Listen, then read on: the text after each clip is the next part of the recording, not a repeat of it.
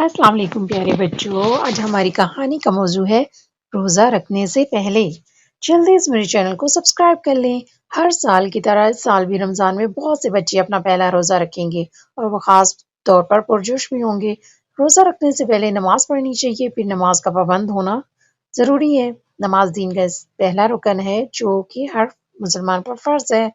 روزہ اسلام کا ایک ایسا فرض رکن ہے جس میں اخلاقی تربیت کا درس دیا جاتا ہے، جس کے اثرات رمضان مبارک کے بعد پورا سال نظر آتے ہیں۔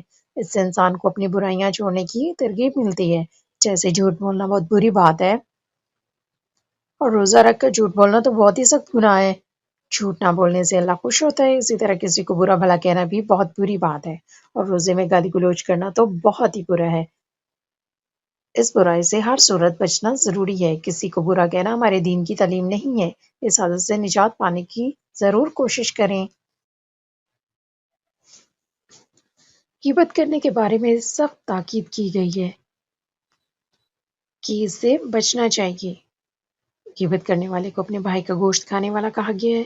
فضول باتیں کرنا بھی بری عادت ہے، ہمیشہ اچھی اور مفید باتیں کرنی چاہیے۔ فضول باتیں کرنے سے وقت بھی ضائع ہوتا ہے اور حاصل بھی کچھ نہیں ہوتا۔ ہمارے دین میں بھی فضول باتیں کرنے کو سخت ناپسند کیا گیا ہے۔ فضول باتیں کرنے سے بہتر ہے کہ خاموش رہا جائے یا کوئی کتاب پڑھ لی جائے۔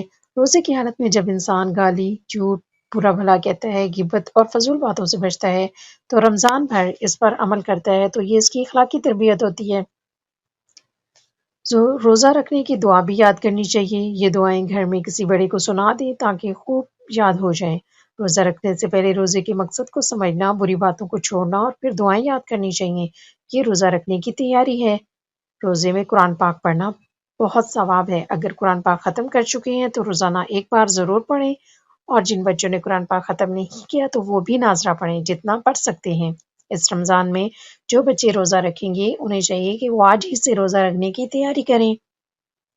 روزہ کیسے رکھا جاتا ہے، کب سے کب تک رکھنا چاہیے، روزے میں کن باتوں سے رکنا چاہیے اور کون کون سے کام ایسے ہیں جن کا جاننا بہت ضروری ہے اور ان سب کی بہت اہمیت ہے۔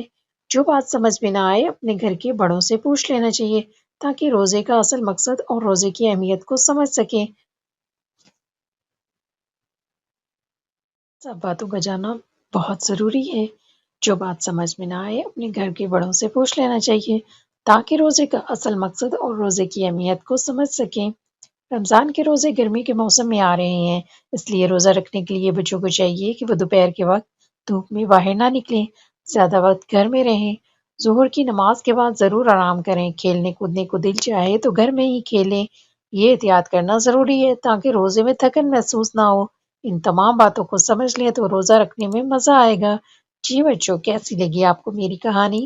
اگر آپ کو میری ویڈیو اچھی لگی ہو تو پلیز میرے چینل کو سبسکرائب کیجیے، میری ویڈیو کو لائک اور شیئر کیجیے۔ شکریہ۔